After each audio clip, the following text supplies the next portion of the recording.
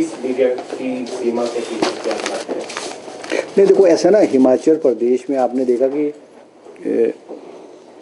जो सरकारी भूमि पे या फॉरेस्ट ज़मीन पे जिनके अवैध कब्जे थे, उनके हाई कोर्ट ने कहा कि उनके पेड़ काटने आरंभ कर दिए थे। हाई कोर्ट के डायरेक्शंस के अनुरूप पेड़ काटने शुरू कर दिए थे। सरकार ने एक पॉलिसी बनाई और वो पॉलिसी को हाई कोर्ट ने रिजेक्ट किया। फिर हिमाचल सरकार सुप्रीम कोर्ट में गई। सुप्रीम कोर्ट ने पेड़ों के कटान पर रोक लगाई और सुप्रीम कोर्ट ने ये कहा कि हिमाचल सरकार एक रेगुलर पॉलिसी बना करके सुप्रीम कोर्ट भी और गवर्नमेंट ऑफ इंडिया को भी इन सारी चीज़ों को रेगुलराइज करने के लिए एक पॉलिसी बनाए। वो पॉलिसी हिमाचल प्रदेश की सरकार ने आज बना करके कैबिनेट में आई है। वो लिमिट कैसे तय की? उसमें लिमिट कार्रवाई तो चल नहीं, गई है, वो उसमें कार्रवाई तो अभी रुक गई है। सुप्रीम कोर्ट ने स्टे दे दिया है, कार्रवाई रुक गई है। नहीं, उसके बाद बहुत सारी जगह अब उसमें ये है कि जिनके पास 20 बीघे से कम एनक्रोचमेंट सरकारी लैंड है, चाहे रेवेन्यू की लैंड है चाहे फॉरेस्ट की लैंड है, उनके लिए पॉलिसी बना करके हिमाचल प्रदेश की सरकार ने गवर्नमेंट ऑफ इंडिया को एक प्रपोजल बना के भेजा है। बहुत सारी मोडेलिटीज़ और उसमें जो इश्यूज़ हैं उनको सभी को एड्रेस करके भेजा है। अब वो गवर्नमेंट ऑफ इंडिया से मुख्यमंत्री जी इसको टेकअप करेंगे ताकि गवर्नमेंट ऑफ इंडिया अपनी कंसेंट दे, क्योंकि FCA में, फॉरेस्ट एक्ट में सारी की सारी जो पावर है वो गवर्नमेंट ऑफ इंडिया को है। तो गवर्नमेंट ऑफ इंडिया से इसको टेकअप किया जाएगा as per the direction of the supreme court. हमने वो प्रपोजल गवर्नमेंट ऑफ इंडिया को बना करके भेज दिया है। तो ये इश्यूज़ आज कैबिनेट में रहे जिसके बारे में मैंने आपको नहीं, आउटसोर्स के बारे में कोई चर्चा, आउटसोर्स के बारे में। अच्छा, एक और बात आपको कहना चाहूँगा। आज कैबिनेट ने ये भी फैसला लिया है कि जो पंचायत के प्रधान और उप प्रधान की ओथ होगी, उनकी ओथ जो है जिला स्तर पे दिलाई जाएगी और 15 जून को दिलाई जाएगी।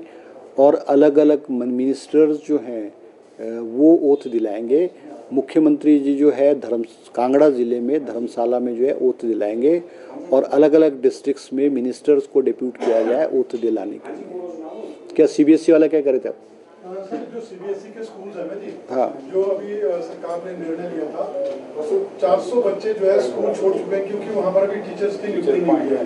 तो क्या आज कैबिनेट में ये नहीं देखो, इस आया था कि पुराने पैटर्न पे टीचर्स की नियुक्ति? नहीं देखो, ऐसे है ना, क्योंकि देखो इसमें, क्योंकि जो स्कूल के जो हमने CBSE स्कूल 150 स्कूल आइडेंटिफाई किए हैं, उनमें शिक्षा का स्तर किस तरह से इम्प्रूव हो, ये सरकार की प्राथमिकता है।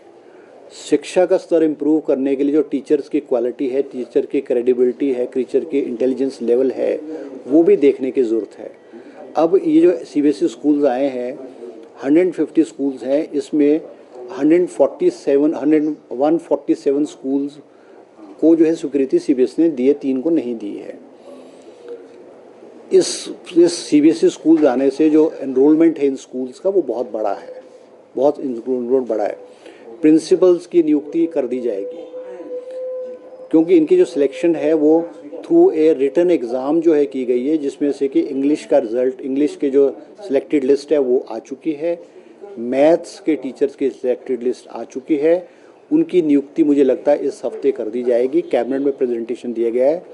जो और डिपार्टमेंट्स हैं और जो कैटेगरी ऑफ टीचर्स है उनकी भी जल्द नियुक्ति की जाएगी और इन स्कूल्स में इंफ्रास्ट्रक्चर और हर चीज़ को इम्प्रूवमेंट की विस्तृत रूप से आज चर्चा हुई और मुख्यमंत्री जी ने डिपार्टमेंट को डायरेक्शंस दिए ताकि इन स्कूल्स की फंक्शनिंग स्मूथली जल्दी से जल्दी कैसे हो। ये बात सर, ये भी बता दें जो अभी आपने इससे पहले फैसला बताया कि मंत्री ओथ दिलाएंगे प्रधानों को, ये किन नियमों के तहत है, क्या ऐसा प्रावधान है? नहीं देखो, ऐसा है ना, ओथ दिलाने का कोई नियम नहीं है, ये सरकार का अधिकार है।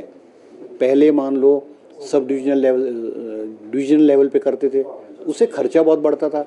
अब मुझे एक बताओ, आप किन्नौर से या भरमौर से या लाहौल स्पीति से ओथ के लिए प्रधानों को शिमला लाया जाएगा, 2-3 दिन लगते हैं और खर्चा होगा, ठहरने का हो, इनकन्वीनियंस होगी।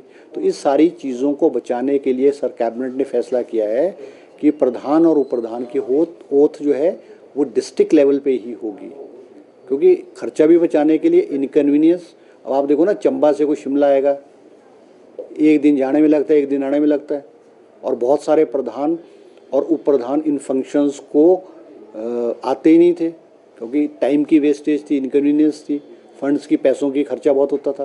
तो बेटर इस सिस्टम को इम्प्रूव करने के लिए जो है डिस्ट्रिक्ट लेवल पे किया गया।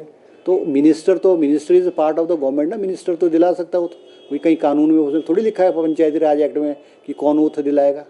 वो तो in presence of the deputy commissioner जो है, मिनिस्टर जो है, वो तो दिलाएंगे आपको। ठीक है ना। नगर निकाय के जो चुनाव हुए हैं